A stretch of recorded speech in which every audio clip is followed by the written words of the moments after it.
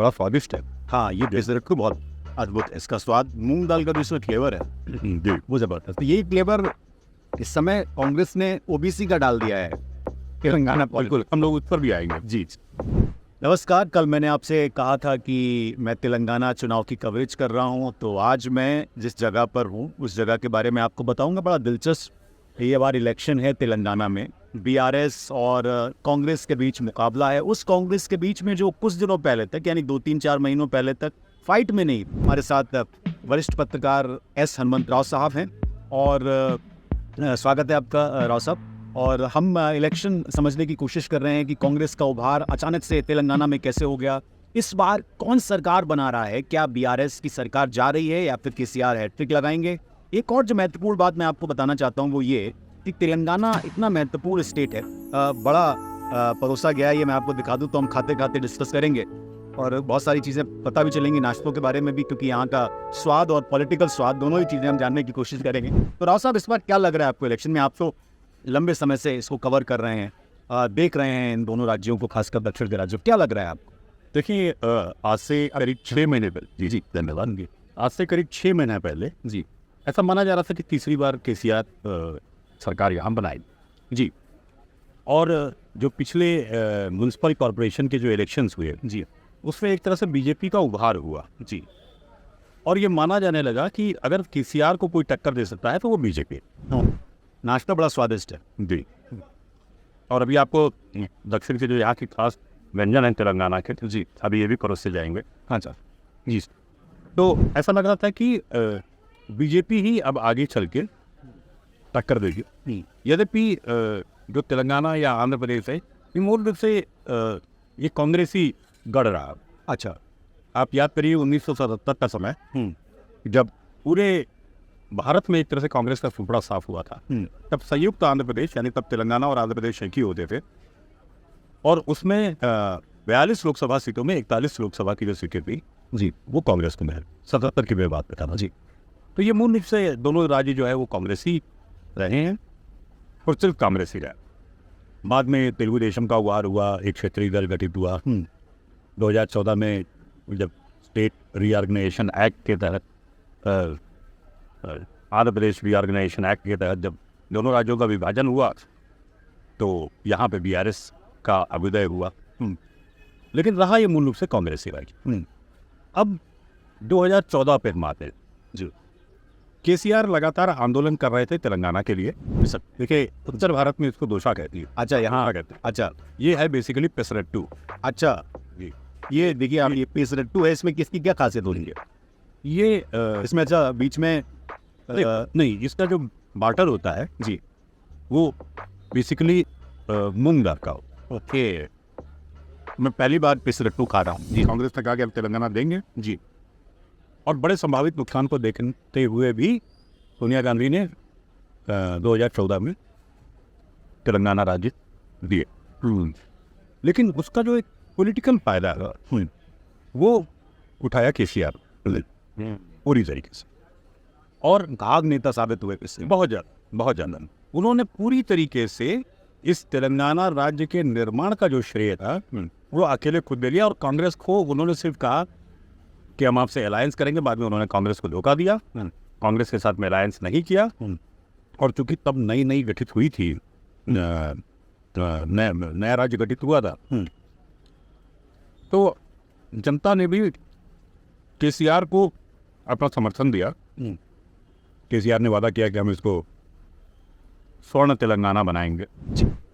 बड़ा स्वादिष्ट है। हाँ, ये डिश रखो बहुत अद्भुत है। इसका स्वाद मूंग दाल का जो इसमें फ्लेवर है जी, वो जबरदस्त। यही फ्लेवर इस समय कांग्रेस ने ओबीसी का डाल दिया है तेलंगाना। बिल्कुल, हम लोग उस पर भी आएंगे जी। तो जब 2014 में केसीआर जीते, तो धीरे धीरे कांग्रेस आशय पे जाने लगी। और आप जैसा जानते हैं कि हर कमजोर पड़ते दल में घर में कलह बढ़ने लगती थी। यदि आपका परिवार, उसकी इकाई कमजोर होने लगती है जी, मुखिया कमजोर होने लगता है, तो घर में कलह बढ़ती है।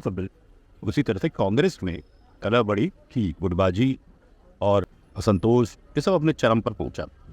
6 महीने पहले तक भी ऐसा लग नहीं रहा था कि कांग्रेस इस पैमाने पे केसीआर को टक्कर दे पाएगी। लेकिन कांग्रेस के रिवाइवल का श्रेय मैं दो लोगों को देना चाहता हूँ। अच्छा। एक तो रेवंत रेड्डी जो टीपीसीसी के प्रेसिडेंट हैं, भारी विरोध के बावजूद कांग्रेस आलाकमान ने रेवंत रेड्डी को अध्यक्ष बनाया। और रेवंत रेड्डी एक ऐसे व्यक्ति हैं जो भाजपा, बीआरएस और तेलुगु देशम, ये तीनों पार्टियों में वो रहे। अच्छा, तो हर पार्टी की नब्ज जान। हाँ, वो एबीवीपी से उठे, फिर उन्होंने तेलुगु देशम और टीआरएस की राजनीति की। तो वो हर पार्टी की नब्ज और हर पार्टी के राजदार।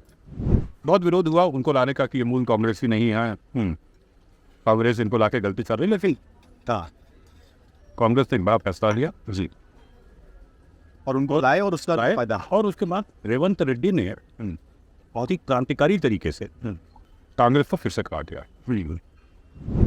इस पूरी चीज में जो भारत जोड़ो यात्रा थी, उसका एक उसका एक बहुत ही साइलेंट इम्पैक्ट पड़ा। उसने ये पॉलिटिक्स में प्याज का काम किया, जैसे ये नहीं है, उसने बिल्कुल जिसको कहते हैं कि एक साइलेंट मूवमेंट जो है जी, उसने पूरी तरीके से जो कांग्रेस के प्रति तेलंगाना में जो सिंपथाइजर्स थे और जो कैडर एक तरह से इनएक्टिव हो गया था अपने शीर्ष नेताओं की इनफाइटिंग के कारण जी, वो ये सबके अंदर फिर से उत्साह थी। अच्छा, एक चीज मैं दर्शकों को एक चीज और बता दूं, राहुल गांधी जी कहीं कहीं से नेताओं को ये समझाने में कामयाब हुए कि इन फाइटिंग बंद करो जी, और अगला इलेक्शन रेवंत रेड्डी के नेतृत्व में लड़ो। अच्छा, सबको उनका हिस्सा मिलेगा, लेकिन पहले कांग्रेस को इस राज्य में वापस आप मैं एक चीज दर्शकों को बता दूं कि ये इस वक्त जहाँ हम हैं, जो मैं फ्लेवर की बात कर रहा था, ये जो अनियन फ्लेवर या मूंग की दाल का फ्लेवर है, पॉलिटिक्स में जो राहुल गांधी ने ओबीसी का फ्लेवर डाला, सूर्यापेट जगह है जहाँ पर हम हैं। सूर्यापेट जगह इसलिए महत्वपूर्ण है क्योंकि ये ओबीसी डोमिनेंट एरिया है। ये मेरे ख्याल से एक सीट के टूटने से 3 विधानसभा सीट के इलाके बने, और ये ओबीसी और एक जिला ये थी। अच्छा, और ये एक जिला टूटे 3 जिलों में। अच्छा, और नागर क्या नाम है उस पर? एक तो नलगोंडा। हाँ, नलगोंडा, दूसरा ये सूर्यापेट, हाँ, और तीसरा कुदा। अच्छा, और यहाँ पे जो हिंदी के दर्शक हैं, जो यूपी की पार्टियां यानी सपा और बसपा, इन दोनों के कैंडिडेट भी यहाँ उतरते हैं इसी वजह से, क्योंकि यहाँ पे जातीय समीकरण उस तरह के हैं। तो इस बार बसपा ने भी कैंडिडेट दिया है, और इंडिया गठबंधन की कोशिश कर रहा है कि किसी तरह से यहाँ पे एक नए तरह का लाइन बनाया जाए और ये बीआरएस से सीट छीन ली जाए, क्योंकि सूर्यापेट जो सीट है वो बीआरएस के पास है। ये बेसिकली ओबीसी डोमिनेंट एरिया जी। ओबीसी की पॉलिटिक्स में समझना चाहता हूँ, दक्षिण में बहुत इस पे काम हो रहा है, कई बुद्धिजीवी ओबीसी वर्ग के जो डोमिनेंट पर्सनैलिटी है वो काम कर, उसको आप किस तरह से देखें? और ये आप जरा इसके स्वाद के बारे में बताइए जरा, दर्शक ये भी जान सकें। ये तो अद्भुत स्वाद है, क्योंकि हम लोग के लिए नित्य प्रतिदिन का नाश्ता है जी, उत्तर भारतीयों के लिए आकर्षण है जी। और जब हम उत्तर भारत जाते हैं तो हम भी खस्ते, कचौड़ी, जलेबी, ये सब उतना ही चाव से खाते हैं जितने चाव से दक्षिण में ये सब चीज़ें खाते हैं। तो आपने देखो ओबीसी पॉलिटिक्स की बात की जी, कुल मिला के आंध्र प्रदेश और तेलंगाना में ही जो 2 डोमिनेंट कास्ट रही, जिनके पास सत्ता रही है, वो रेड्डी और कम्मार। अच्छा, इन्हीं का फाइनेंशियली भी स्ट्रांग है और पॉलिटिकली, हाँ, ये पॉलिटिकली स्ट्रांग है और फाइनेंशियली स्ट्रांग है। और उत्तर भारत में जैसे इलेक्शन हम बहुत सस्ते में लड़ गए, लेकिन यहाँ पे अगर आप देखें तो एक एमपी सीट का जो कैंडिडेट होता है वो तकरीबन 200 करोड़ रुपए खर्च करता है एक सीट। एक एमएलए की जो सीट होती है वो 50-60 करोड़ खर्च बनता है। गांव का जो एक प्रधान होता है वो 1.5-2 करोड़ खर्च। तो यहाँ राजनीति में पैसे का बहुत बोलबाला है। तो यहाँ इन दोनों जातियों से ही पास में जब कांग्रेस की सरकारें रही तब भी रेड्डी डोमिनेटेड रहा, और उसके बाद में जब तेलुगु देशम एनटी रामाराव की सरकार बनी जी, तो कम्मा और रेड्डी के बीच में सत्ता हस्तांतरण चलता रहा। अच्छा, एक तरह से ओबीसी इग्नोर्ड रहा, और ओबीसी की बात करने वाली कांग्रेस जो है वो पहली पार्टी ऐसी बनी है जिसने राष्ट्रीय फलक पर जातिगत जनगणना के मुद्दे को उठा करके इसको हवा दे दी। ओबीसी राजनीति को हवा दी। अब इन दोनों राज्यों में भी जो यहाँ के बड़े ओबीसी विचारक हैं, चिंतक हैं, इनको ऐसा लगता है कि कांग्रेस ने जो इस मुद्दे को उठाया है, इसके जरिए इनकी राजनीतिक भागीदारी आगे चलते फिर निश्चित हो सकेगी, मजबूत हो सकेगी। ओके, आपको किसका एज लग रहा है इस वक्त कर्नाटक तेलंगाना के चुनाव में? यहाँ का जो चुनाव है जी, बहुत दिलचस्प चुनाव है। ये जो वोट प्रतिशत का अंतर और ये सारी चीज़ें देखते हैं जी, इसको थोड़ा तोड़ के देखने की जरूरत। अच्छा, क्योंकि ऐसा नहीं है कि ये वोट प्रतिशत का अंतर यूनिफॉर्म, ये सीट दर सीट वेरी कर। अच्छा, जो कांग्रेस के गढ़ हैं जहाँ कांग्रेस जीत रही है, वहाँ कांग्रेस बड़े मार्जिन से जीत रही है। यानी कि अगर कांग्रेस का कैंडिडेट है तो उसको वहाँ 52% वोट मिल रहा है, 53% वोट मिल रहा है। उसके बरक्स जो बीआरएस का कैंडिडेट है उसको 37% वोट मिल रहा है, तो फासला है। इसी तरह से जहाँ बीआरएस जीत रही है वहाँ बीआरएस भी बड़े फासले से जीत रही है अधिकतर सीटों पर। जहाँ बीजेपी जीत रही है वो बड़े, यानी कि अलग अलग भूभागों पे, अलग अलग जगहों पे रेस्पेक्टिव पार्टियों की पोजीशनिंग बहुत मजबूत है, उसको आप एवरेजिंग से नहीं देते। महत्वपूर्ण यहाँ पर यह है कि 20 से 25 सीटें ऐसी हैं जहाँ कांटे की टक्कर। अच्छा, कांग्रेस और बीआरएस में वहाँ वोट प्रतिशत का अंतर जो है वो बहुत कम। और ये जो 20-25 सीटें हैं यही तय करेंगे कि सरकार अगली कौन जाए। ओके, तो जो कांटे की लड़ाई है ना, तो इसमें बीजेपी की क्या भूमिका? ये आखिरी, क्योंकि हमें नाश्ता भी खत्म हो रहा है, बहुत स्वादिष्ट नाश्ता कराया आपने। ये जो बीजेपी का एकदम पराभव हो गया या बीजेपी सीट से आउट हो गई, उसको आप किस तरह से देख रहे हैं संक्षेप में? क्योंकि हम इसी बात से अपनी ये बातचीत खत्म करेंगे, फिर हम एक अगले पड़ाव की ओर चलेंगे। तो ये जहाँ कांग्रेस और बीआरएस के बीच में टक्कर, वहाँ बीजेपी बिल्कुल आउट। अच्छा, ज़्यादातर सीटों पर वहाँ या तो कांग्रेस है या बीआरएस है, कांटे की लड़ाई।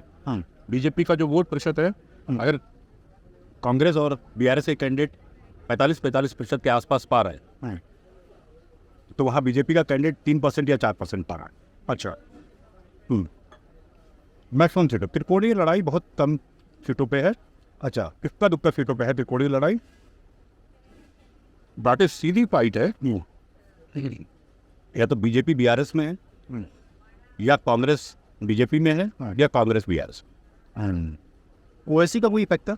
ओवैसी के प्रभाव की जो करीब करीब 7 से 8 सीटें हैं, उसमें 6 से 7 सीटें वो अपने निकालते हैं।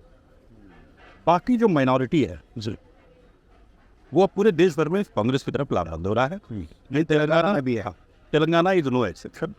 वही केसीआर के लिए बहुत बड़ा नुकसान साबित हो रहा है। इसलिए तो बहुत शुक्रिया आपका नाश्ता कराने के लिए। नाश्ते को आप कितना नंबर देंगे आप? मैं तो इसको 10 में से 9 दे रहा हूँ। मैं भी 9 दूँगा इसकी। बहुत शानदार नाश्ता रहा जी, बहुत स्वादिष्ट था। तो बिल्कुल आप सभी दर्शकों से मेरा ये कहना है कि आप जुड़े रहिए। तेलंगाना चुनाव में हम हैं, सूर्यापेट से हम किसी जगह जाएंगे, हैदराबाद से भी आपको खबर दिखाएंगे। और बहुत इंटरेस्टिंग इलेक्शन है इस बार, बहुत इंटरेस्टिंग इलेक्शन है। आप भी क्या सोच रहे हैं इस इलेक्शन के बारे में, ज़रूर बताइए हमें कमेंट करके। मुझे तो लगता है कि 3 दिसंबर तक ये कहना कि कौन सरकार बनाएंगे, ये बहुत मुश्किल काम लग रहा है। जबकि कांग्रेस बहुत तेजी से जो है आगे बढ़ रही है। हाँ, सर्वे भी लगभग बराबर हैं, 2-4 सीटों पर। कांग्रेस अपसर्ज पे है, तो ये उम्मीद की जा रही है कि 3 दिसंबर आते आते कांग्रेस बीआरएस से आगे नहीं चल रहा है। अरे बहुत शुक्रिया सभी दर्शकों का। मुझे इजाज़त दीजिए, जुड़े रहिए आप मेरे साथ।